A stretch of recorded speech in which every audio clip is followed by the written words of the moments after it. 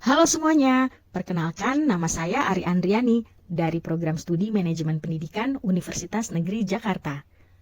Video ini saya buat untuk memenuhi tugas ujian tengah semester pada mata kuliah Manajemen Aset Pendidikan dengan dosen pengampu Bapak Profesor Dr. Suryadi dan Ibu Dr. Ulia Amelia MPD. Dalam video ini, saya ingin mengajak teman-teman untuk melihat lebih dekat bagaimana praktik manajemen dan pengawasan aset diterapkan di sekolah melalui hasil observasi dan wawancara saya dengan teman-teman di SMA Negeri 48 Jakarta. Setiap meja, kursi, komputer, hingga gedung sekolah memiliki nilai yang lebih dari sekedar benda. Mereka adalah aset pendidikan, penopang utama dalam terciptanya pembelajaran yang berkualitas. Di balik semua itu, ada sistem kerja yang rapi dan penuh tanggung jawab. Itulah yang saya temukan saat melakukan observasi di SMA Negeri 48 Jakarta, bersama dua narasumber yang kami wawancarai, yaitu Bapak Rois Hidayat sebagai Wakil Kepala Sekolah Bidang Sarana dan Prasarana dan Bapak Entang Supriyatna sebagai Staf Sarana dan Prasarana. Berdasarkan hasil wawancara, pendataan dan inventarisasi aset dilakukan secara rutin dan sistematis. Pendataan dilakukan untuk memastikan semua barang tercatat dan dinilai kondisinya.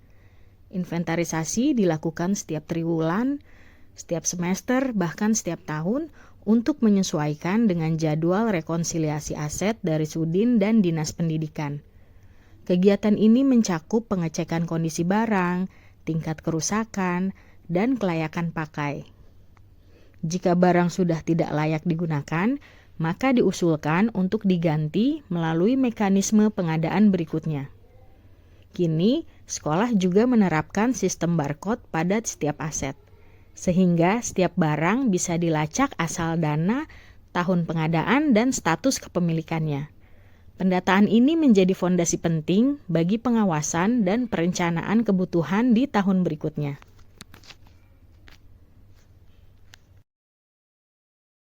Dalam merawat fasilitas sekolah, komite dan orang tua juga turut berperan. Terkadang mereka membantu perawatan rutin seperti memperbaiki AC sebelum jadwal servis berkala tiba. Biasanya hal ini bersifat insidental, karena jika menunggu jadwal pengadaan terkadang harus menunggu lama, sementara kenyamanan belajar harus tetap berjalan. Semua kegiatan dilakukan dengan izin sekolah, dan yang paling penting, setiap bantuan bersifat sukarela, bukan berupa pungutan. Seperti yang dijelaskan oleh Bapak Rois, sekolah negeri di Jakarta dilarang melakukan pemungutan untuk pengadaan fasilitas. Oleh karena itu, dukungan masyarakat diberikan dalam bentuk donasi sukarela, bukan kewajiban. Inilah bentuk kolaborasi nyata antara sekolah dan masyarakat dalam menjaga kelancaran proses belajar. Sekolah juga terus berinovasi melalui digitalisasi pengelolaan aset. Setiap barang baru didokumentasikan dengan foto dan dicatat secara digital, lalu dimasukkan ke sistem e-budgeting dan RKAS tahunan. Evaluasi dilakukan setiap triwulan untuk memastikan seluruh aset berfungsi dengan baik dan siap digunakan. Menurut narasumber, kedisiplinan dalam mencatat adalah kunci ketertiban sekolah. Dengan cara ini, sekolah tidak hanya mengelola aset, tetapi juga merencanakan kebutuhan jangka panjang dengan lebih terukur dan transparan. Namun dalam praktiknya, pengelolaan aset di SMAN 48 juga menghadapi sejumlah kendala. Seperti disampaikan oleh narasumber kami, bahwa barang-barang kecil seringkali berpindah tangan tanpa tercatat. Sementara itu, banyak juga barang-barang rusak yang tetap harus disimpan karena tidak boleh dibuang tanpa izin resmi.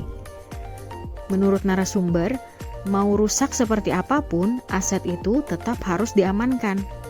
Hal inilah yang menyebabkan gudang sekolah sering penuh. Bahkan beberapa aset yang tidak terpakai masih disimpan di selasar dan lorong-lorong sekolah. Selain itu, menurut narasumber, proses penghapusan aset juga memakan waktu lama karena harus menunggu persetujuan dari Sudin dan BPAD.